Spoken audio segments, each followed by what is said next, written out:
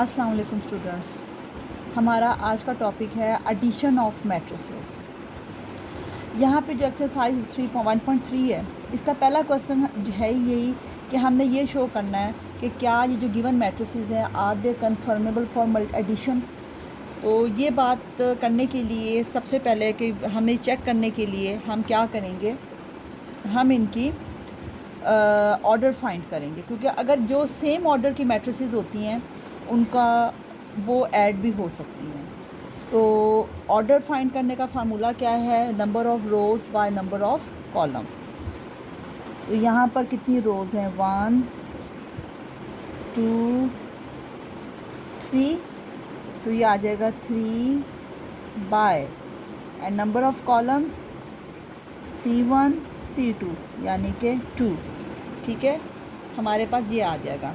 इसी तरीके से इधर एक आपको मैं बात समझाती जाऊँ कि आपके पास यहाँ पे 2 + 1 है, तो 2 + 1 का जो असल मतलब है वो क्या है? मतलब इसका 3 है। इसका मतलब है ये सिर्फ एक ही कॉलम है। यहाँ पे आपके पास कॉलम जो है वो एक ही है, ये याद रखिएगा, 2 कॉलम्स नहीं है यहाँ पे। और यहाँ पे रोज़ कितनी हैं? R1 और R2। तो ये आ जाएगा 2 बाय 1। इसके बाद आगे हम देखेंगे नेक्स्ट, आपके पास यहाँ पे 2 रोज़ हैं, R1 R2, और कॉलम्स कितने हैं? C1 C2। तो ये बन जाएगा 2 बाय 2। नेक्स्ट हम देखेंगे ये R1, this is R2, 2 by and column C1। तो अब हमने यहाँ पर ये देखना है कि कौन कौन सी मैट्रिसेस का ऑर्डर सेम है।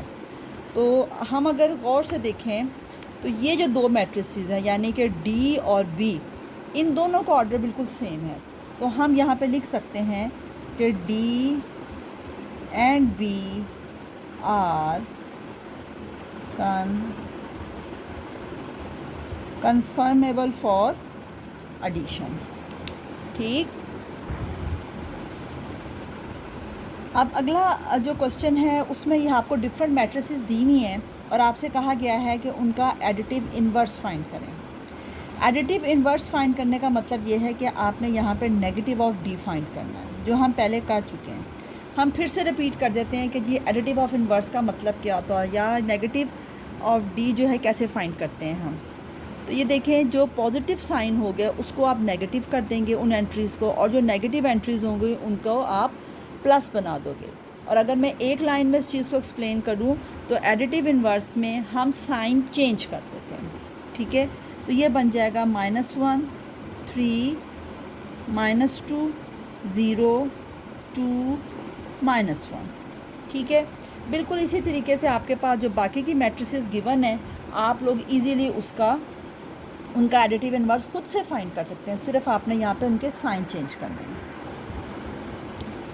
अब आपसे इसके बाद नेक्स्ट क्वेश्चन नंबर 3 है, उसका मैं आपको सेकंड पार्ट करवा रही हूँ। इसमें उन्होंने कहा है कि आपने इन 2 मैट्रिसेस को ऐड करना है।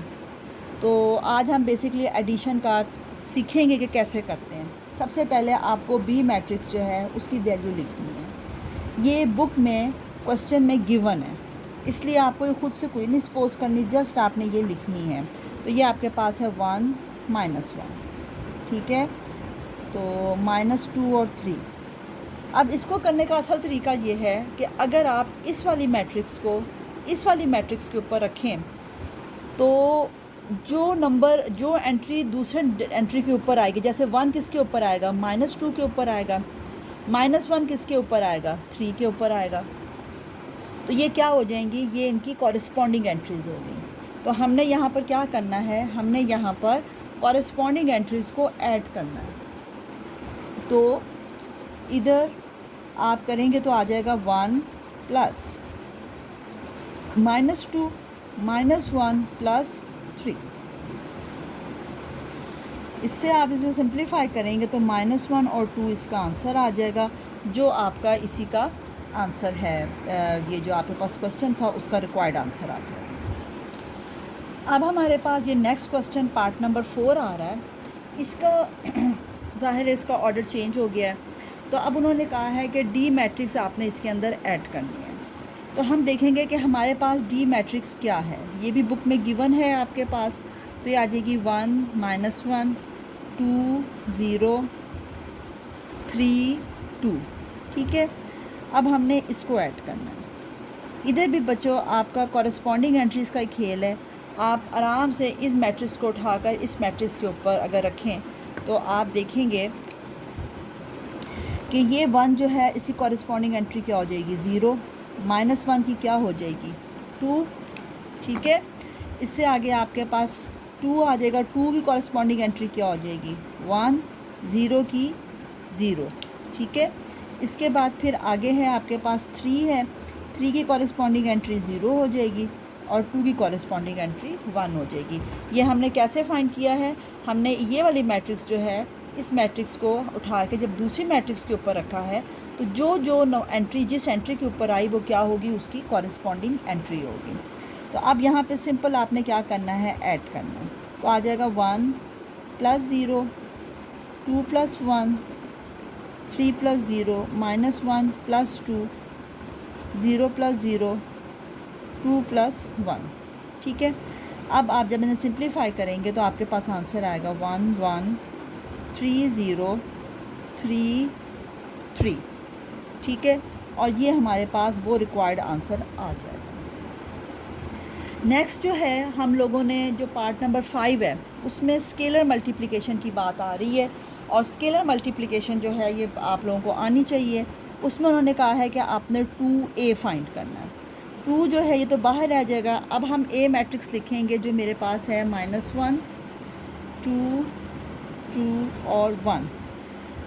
अब क्या होगा कि ये जो नंबर बाहर लिखा हुआ है, ये बाहर वाला नंबर जो है ये हर एंट्री के साथ जाकर मल्टीप्लाई होगा। ठीक है, ये हर एंट्री के साथ जितनी भी एंट्रीज़ यहाँ पर मैट्रिक्स के अंदर गिवन होंगी ये हर एंट्री के साथ जाकर मल्टीप्लाई होगा। हम इसे करके देखते हैं कैसे भला। ये वाला 2 -1 से मल्टीप्लाई होगा, फिर इस 2 से मल्टीप्लाई होगा, फिर इस 2 से मल्टीप्लाई होगा और फिर इस 1 के साथ मल्टीप्लाई होगा। ठीक है, इस तरह करने से -2 4 4 और 2, ये आपने basically this process is called scalar multiplication. जी, अब हमारा नेक्स्ट क्वेश्चन शुरू हो जाता है। क्वेश्चन नंबर 4 का मैं सेकंड पार्ट कराने लगी हूँ इसलिए कि इसमें एडिशन भी है और सब्ट्रैक्शन भी है, तो बेहतर है हम ये भी एक नया मेथड सीख लें। तो ये चीज़ हमारी प्रीवियस नॉलेज है कि जब भी मैट्रिसेस जब ब्रैकेट्स लगी होती हैं तो हम हमेशा पहले ब्रैकेट को सिंप्लीफाई करते हैं। तो इधर सबसे पहले आपने क्या सिंप्लीफाई करना है, आपने इस 2 मैट्रिसेस को सॉल्व करना है, जबकि ये वाली मैट्रिक्स साथ साथ नीचे आती जाएगी। कैसे भला यानी आप ये 1 0 0 1 को तो ऐसे लिख लेंगे, जबकि आपने इन दोनों को सब्ट्रैक्ट करना है। सब्ट्रैक्शन का भी उसूल वही है जो एडिशन का है। You will subtract corresponding entries. तो यहाँ आ जाएगा 0 -1 2 -1 3 -1 0 -0। तो ये जब आप इसको यहाँ पे सिंप्लीफाई करेंगे तो आ जाएगा -1 2 1 0। ठीक है, अब ये जो ब्रैकेट थी ये सिंप्लीफाई हो गई है, 100 कम्प्लीटली सिंप्लीफाई हो गई है। ठीक है, अब हम अगर हम इसे कम्प्लीटली सिंप्लीफाई कर चुके हैं तो अब हमने इन्हें जो अब बाहर से एक मैट्रिक्स बाहर से आ रही थी उसके साथ अब हमने क्या करना है, ऐड करना है। Again we will add corresponding entries. Corresponding entries का कॉन्सेप्ट मैं आपको दे चुकी हूँ कि ये जो नंबर्स होंगे जो एक दूसरे के ऊपर आ रहे होते हैं उसे आप क्या कहेंगे कि ये कॉरस्पॉन्डिंग एंट्रीज़ हैं।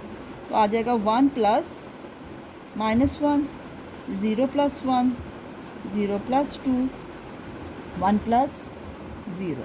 ठीक है, 0 2 1 1।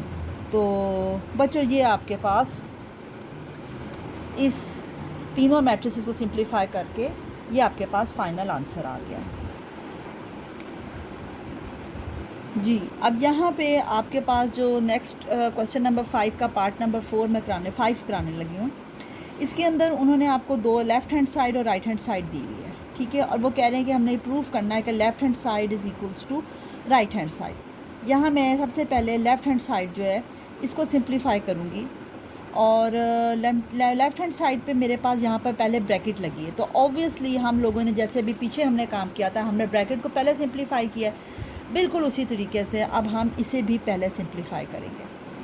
तो आप यहाँ पे सबसे पहले सी मैट्रिक्स लिखेंगे जो हमारे पास है -1 0 0 0 -2 3 1 1 2, ठीक है। फिर इसके बाद आ जाएगा माइनस मैट्रिक्स बी। अब हम बी मैट्रिक्स लिखेंगे 1 -1 1 2 -2 2 3 1 3, ठीक है। अब ये जब आपने दोनों मैट्रिसेस यहाँ पर लिख लिए हैं, तो अभी तो पहले हमने इन्हीं को सिंप्लीफाई करना है। तो इस मैट्रिक्स ए को बजाय इसके कि इसकी भी सारी एंट्रीज़ लिखें, हम यहाँ पे सिर्फ प्लस ए लिख देंगे, ताकि हमको ये वाली बात याद रहे कि ए को भी एंड में हमने ऑपरेशन का जो एडिशन का ऑपरेशन है उसके ऊपर अप्लाई करना है। एनीवे, अभी हम इनकी कॉरस्पॉन्डिंग एंट्रीज़ को ऐड करेंगे, सब्ट्रैक्ट करेंगे, क्योंकि बीच में आपके पास माइनस का साइन है। तो आ जाएगा -1 -1 0 -1 0 -1 -2 -2 3 -2, इसी तरह से फिर 1 -3 1 -1 और 2 -3, ठीक जनाब। अभी ना ये करें, आप खाली प्लस ए ही लिख दें इधर। अच्छा जी, अब आपने इसको सिंप्लीफाई करके हमने इनको लिख देना है। तो मेरे पास आ जाएगा -2 -2 -2 1 0 0 -1 1 और -1। अब ये देखें कि ये वो स्टेप है जहाँ पर ये बिल्कुल कम्प्लीटली सिंप्लीफाई हो चुका है, ठीक है। ये वाला जो ब्रैकेट थी वो हमारी कम्प्लीटली सिंप्लीफाई हो चुकी है। इस स्टेप के बाद अब ये वो वाला पॉइंट आ गया जहाँ पे आपने ए मैट्रिक्स की वैल्यू लिखनी है। तो ए मैट्रिक्स की वैल्यू भी ग्रुप बुक के अंदर गिवन है, तो हम वहाँ से देख कर लिख लेंगे।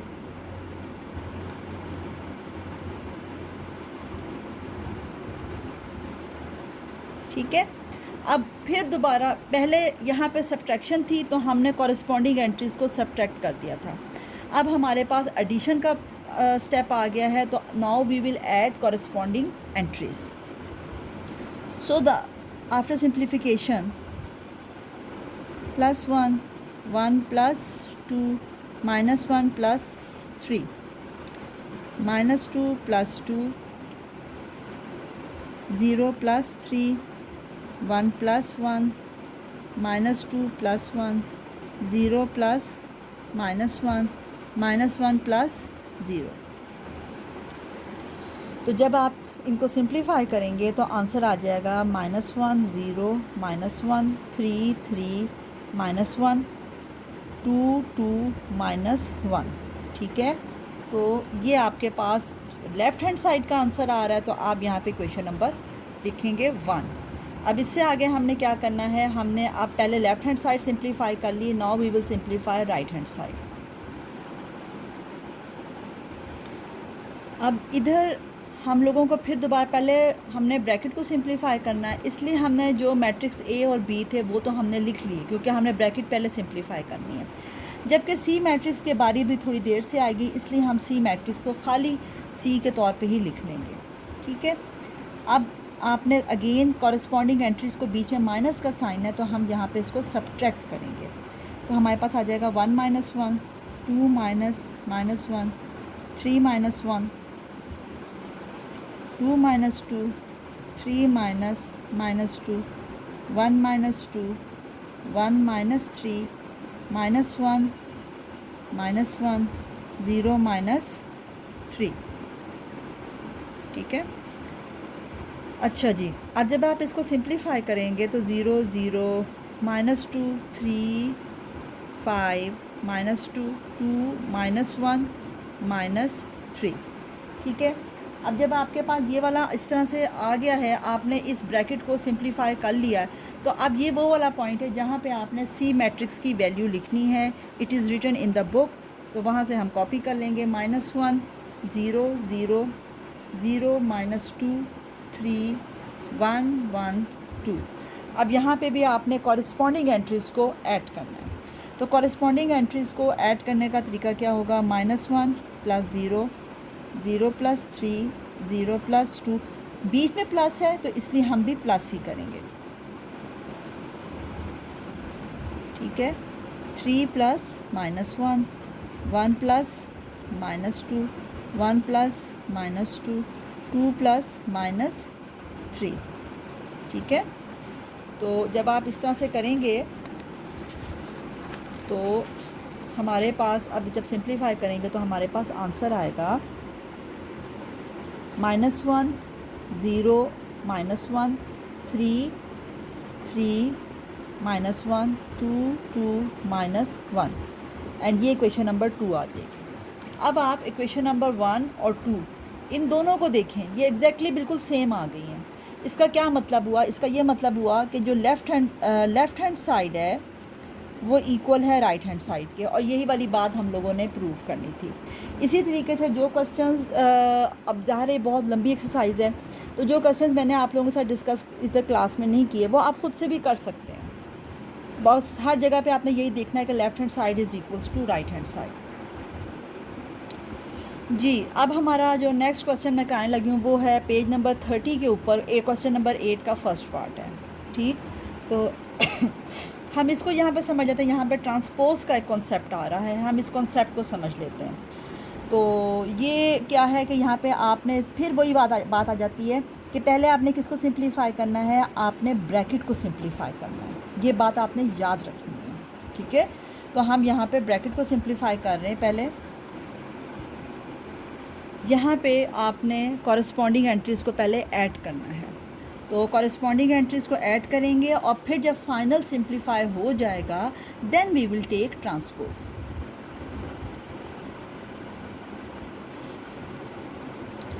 अब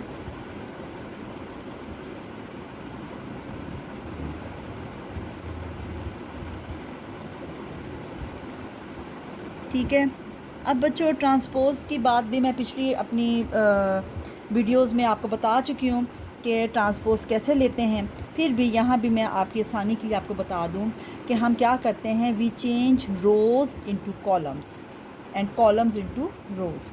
तो यहाँ पे आपके पास this is your first row, I will write it as a first column, it will become 2 3।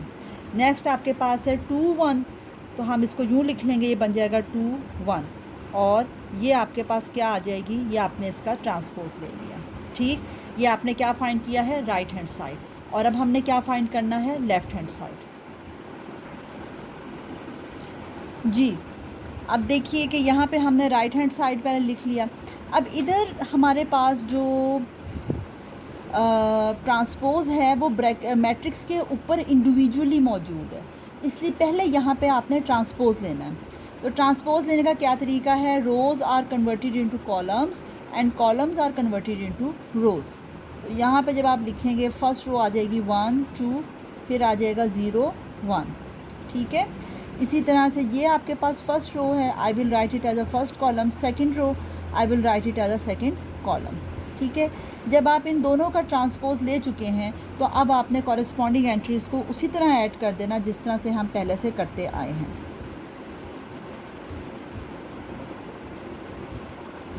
सो ये आ जाएगा 2 3 2 1, ठीक। तो आप ये देखें कि ये जो आंसर है ये लेफ़्ट हैंड साइड का और ये आपके पास आंसर राइट हैंड साइड का आ रहा है, दोनों एग्जैक्टली सेम आ गए। इससे क्या बात प्रूव हो रही है? इससे ये बात प्रूव हो रही है कि left hand side is equals to right hand side. यहाँ आपके पास जो क्वेश्चन एक्सरसाइज 1.3 है उसका क्वेश्चन नंबर 8 हम करने लगे हैं। इसमें हमने ये प्रूव करना है कि जो मैट्रिक्स इससे सिंप्लीफिकेशन के बाद हासिल होती है वो बेसिकली सिमेट्रिक होती है। सिमेट्रिक क्या चीज़ होती है ये मैं पहले बता चुकी हूँ, मगर इस वक्त हम इसको दोबारा से रिवाइज़ करेंगे। एनीवे सबसे पहले मुझे क्या फाइंड करना है, ए प्लस ए ट्रांसपोज। ठीक है, अब हम यहाँ पर ए की वैल्यू बुक में ये गिवन है 1 2 0 1। ठीक है, इसी तरह से आपके पास यहाँ पर भी आ जाएगा 1 2 0 1 और यहाँ आ जाएगा होल ट्रांसपोज। ठीक, अब सबसे पहले बिफोर एडिशन आपने इसके ट्रांसपोज को सिंप्लीफाई करना है। पहले आप इस मैट्रिक्स को सिंप्लीफाई करेंगे तो ये फिर अगली मैट्रिक्स में ऐड होने के काबिल होगी। तो यहाँ आप पहले इसको सिंप्लीफाई करेंगे, आ जाएगा 1 2 0 1 प्लस 1 2 0 1। अब आपको ट्रांसपोज लेना आ गया होगा because I have change the row into column. ठीक है, अब आपने इनकी कॉरिस्पॉन्डिंग एंट्रीज को ऐड करना है, 1 प्लस 1 2 प्लस 0 0 प्लस 2 1 प्लस 1। ठीक है, तो यहाँ पे आपने इनको ऐड करके हम यहाँ पे लिखेंगे 2 2 2 2। ये बेसिकली क्या आ गया, ये आपके पास आ गया है ए प्लस ए ट्रांसपोज। ठीक है, तो ये पूरा का पूरा जो है, ये जो पूरी मैट्रिक्स है, यानी ये जो सिंप्लीफाई करके मेरे पास ये जो मैट्रिक्स आई है इसका नाम है ए प्लस ए ट्रांसपोज। ठीक है, अब हमने ये प्रूफ करना है कि ये जो मैट्रिक्स अभी मैंने कैलकुलेट की है, इसकी ये कैलकुलेशन के बाद जब मेरी अब आ गई है तो ये सिमेट्रिक मैट्रिक्स है, हमने ये प्रूफ करना है। सबसे पहले मैं आपको बताऊं कि सिमेट्रिक मैट्रिक्स होती क्या है। सिमेट्रिक मैट्रिक्स, एक तो पहली बात ये है कि उसमें पहली शर्त यह है कि वो स्क्वायर मैट्रिक्स होनी चाहिए। ठीक है, दूसरी बात यह है कि अगर आप उसका ट्रांसपोज लें तो वो ओरिजिनल मैट्रिक्स ए के इक्वल ही आना चाहिए। ये चीज़ क्या कहलाती है, उस सूरत में matrix A will be called as symmetric matrix. तो अब की बार अगर आपने ट्रांसपोज लेना तो किसका लेना है, इस पूरी मैट्रिक्स का ट्रांसपोज लेना है। ठीक है, तो हम यहाँ पे क्या लिखेंगे, A plus A transpose is symmetric if A plus A transpose whole transpose is equals to A plus A transpose. अब आप बच्चों थोड़ा सा परेशान हो रहे होंगे, आपने परेशान नहीं होना। देखें, यहाँ पे तो आपके पास सिर्फ एक मैट्रिक्स ए है जिसका आपने ट्रांसपोज लिया, और ट्रांसपोज लेने से अगर वो ओरिजिनल मैट्रिक्स के इक्वल आ रहा है तो इसका मतलब है कि वो मैट्रिक्स सिमेट्रिक मैट्रिक है। अब यहाँ पे बेशक इसमें लफ्ज़ ए और ए प्लस ट्रांसपोज है, मगर ये है तो सिंगल मैट्रिक्स, एक ही मैट्रिक्स है, इसका इतना लंबा नाम हो गया। तो सिमेट्रिक मैट्रिक्स प्रूफ करने के लिए इस मैट्रिक्स को मैं क्या करूँगी कि पहले मैंने इसका इसी मैट्रिक्स का ट्रांसपोज लेना है, और अगर वो ओरिजिनल मैट्रिक्स के इक्वल आ जाती है तो फिर हम कहेंगे कि दिस मैट्रिक्स इज़ सिमेट्रिक। तो चलें जी, अब यहाँ पे इसकी वैल्यू पुट करते हैं। इसकी वैल्यू आपके पास ये लिखी हुई है,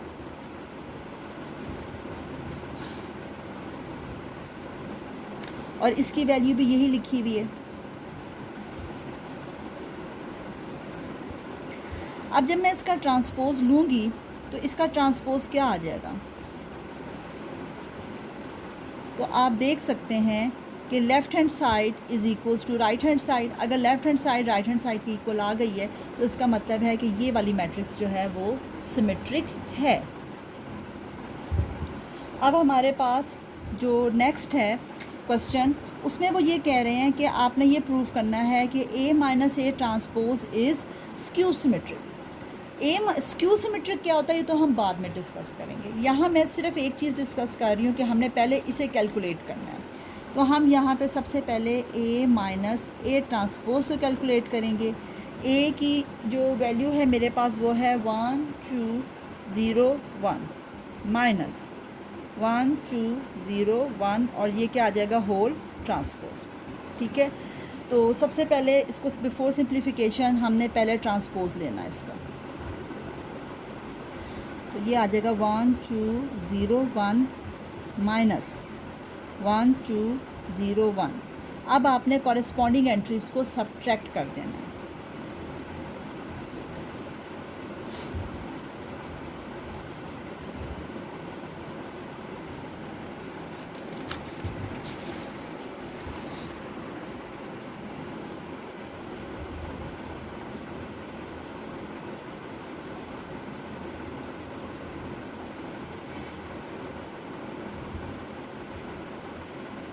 ठीक है।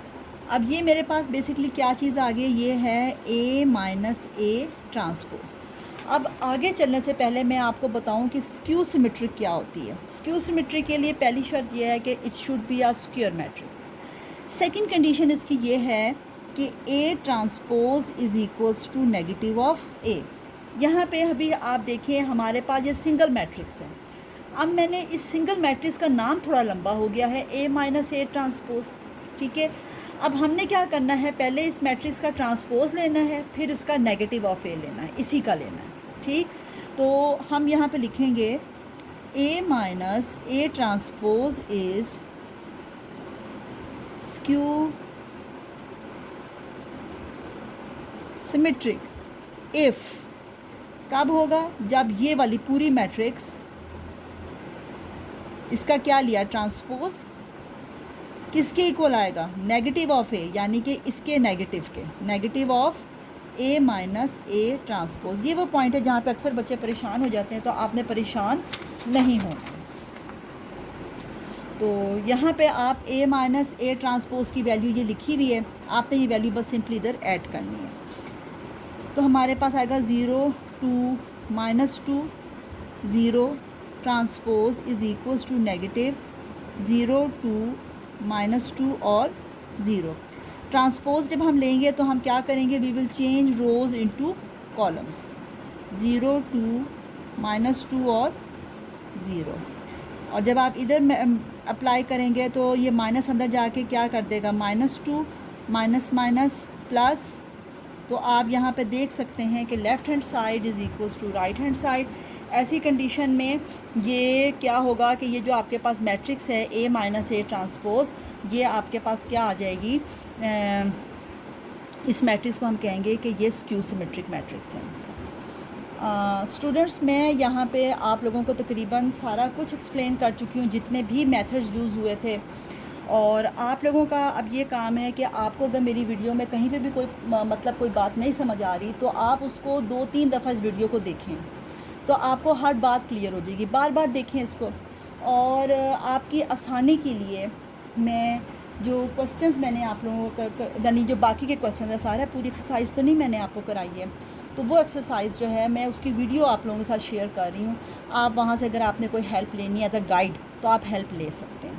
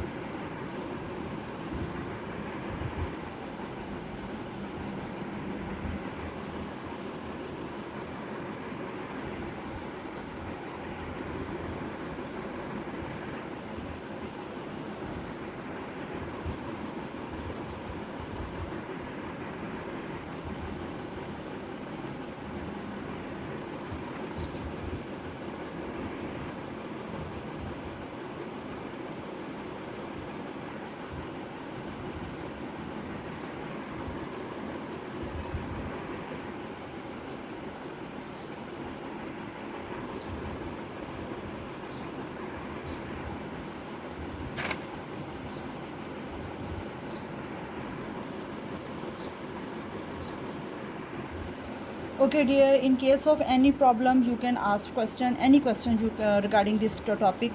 Allah Hafiz.